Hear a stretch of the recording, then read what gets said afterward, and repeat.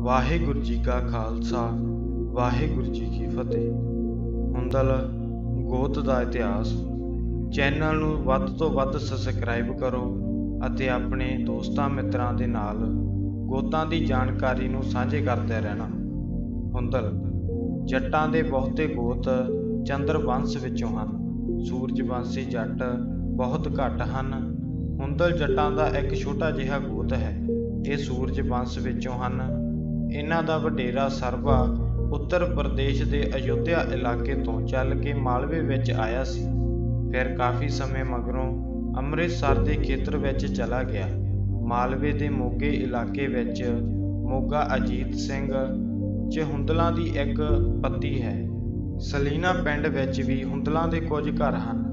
ਲੁਧਿਆਣੇ ਦੇ ਮਾਛੀਵਾੜਾ ਆਦਿ ਖੇਤਰਾਂ ਵਿੱਚ ਵੀ ਕੁਝ ਹੁੰਦਲ ਵੱਸਦੇ ਹਨ। ਫਤਿਹਗੜ੍ਹ ਸਾਹਿਬ ਵਿੱਚ ਵੀ ਗੁਰਤਨਪੁਰ ਤੇ ਦੁਲਵਾ ਹੁੰਦਲਾਂ ਦੇ ਪ੍ਰਸਿੱਧ ਪਿੰਡ ਹਨ।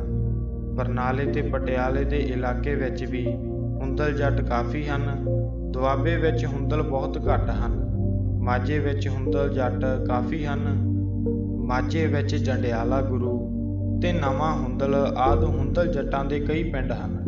ਅੰਮ੍ਰਿਤਸਰ ਤੇ ਗੁਰਦਾਸਪੁਰ ਤੋਂ ਅੱਗੇ ਹੁੰਦਲ ਭਾਈਚਾਰੇ ਦੇ ਲੋਕ ਸਿਆਲਕੋਟ ਤੇ ਸਾਂਦਲਬਾਰ ਵਿੱਚ ਵੀ ਚਲੇ ਗਏ ਸਨ।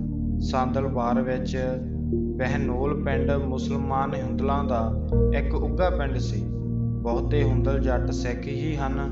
ਸਿਆਲਕੋਟ ਦੇ ਇਲਾਕੇ ਵਿੱਚ ਵੀ ਕੁਝ ਹੁੰਦਲ ਸਿੱਖ ਸਨ ਤੇ ਕੁਝ ਹੁੰਦਲ ਮੁਸਲਮਾਨ ਬਣ ਗਏ ਸਨ। ਸਾਂਝੇ ਪੰਜਾਬ ਵਿੱਚ ਵੀ ਹੁੰਦਲ ਜੱਟਾਂ ਦੀ ਗਿਣਤੀ ਕਾਫੀ ਘੱਟ ਸੀ। 1947 ਈਸਵੀ ਤੋਂ ਮਗਰੋਂ ਭਾਰਤ ਦੇਸ਼ ਦੀ ਵੰਡ ਹੋਣ ਕਾਰਨ ਹੁੰਦਲ ਜੱਟ ਸਿੱਖ ਪੱਛਮੀ ਪੰਜਾਬ ਤੋਂ ਉੱਜੜ ਕੇ ਪੂਰਬੀ ਪੰਜਾਬ ਵਿੱਚ ਆ ਕੇ ਆਬਾਦ ਹੋ ਗਏ ਸਨ। ਕੁਝ ਹਰਿਆਣੇ ਵਿੱਚ ਚਲੇ ਗਏ ਸਨ। ਹੁੰਦਲ ਜੱਟਾਂ ਦਾ ਉੱਘਾ ਤੇ ਛੋਟਾ ਗੋਤ ਹੈ। ਇਹ ਟਾਵੇਂ ਸਾਰੇ ਪੰਜਾਬ ਵਿੱਚ ਹੀ ਫੈਲੇ ਹੋਏ ਹਨ। ਕੁਝ ਹੁੰਦਲ ਜੱਟ ਬਾਹਰਲੇ ਦੇਸ਼ਾਂ ਵਿੱਚ ਵੀ ਜਾ ਕੇ ਉੱਥੇ ਹੀ ਵੱਸ ਗਏ ਹਨ। ਹੁੰਦਲ ਜੱਟਾਂ ਵਾਂਗ ਮਾਘਾ ਕਬੀਲੇ ਦੇ ਲੋਕ ਵੀ ਮਗਧ ਬਿਹਾਰ ਤੋਂ ਉੱਠ ਕੇ ਬਹੁਤ ਦੂਰੋਂ ਆ ਕੇ ਹਰਿਆਣਾ ਵਿੱਚ ਵਸੇ ਹਨ। ਇਹ ਇੰਡੋ ਗਰੀਕ ਨਸਲ ਵਿੱਚੋਂ ਹਨ। ਹੁੰਦਲ ਜੱਟ ਆਰੀਆ ਹਨ। ਵਾਹਿਗੁਰੂ ਜੀ ਕਾ ਖਾਲਸਾ ਵਾਹਿਗੁਰੂ ਜੀ ਕੀ ਫਤਿਹ। ਚੈਨਲ ਨੂੰ ਸਬਸਕ੍ਰਾਈਬ ਕਰਨਾ ਨਾ ਭੁੱਲਣਾ ਅਤੇ ਗੋਤਾਂ ਸੰਬੰਧੀ ਜਾਣਕਾਰੀ ਨੂੰ ਆਪਣੇ ਦੋਸਤਾਂ ਮਿੱਤਰਾਂ ਦੇ ਨਾਲ ਜ਼ਰੂਰ ਸਾਂਝਾ ਕਰਨਾ। ਵਾਹਿਗੁਰੂ ਜੀ ਕਾ ਖਾਲਸਾ ਵਾਹਿਗੁਰੂ ਜੀ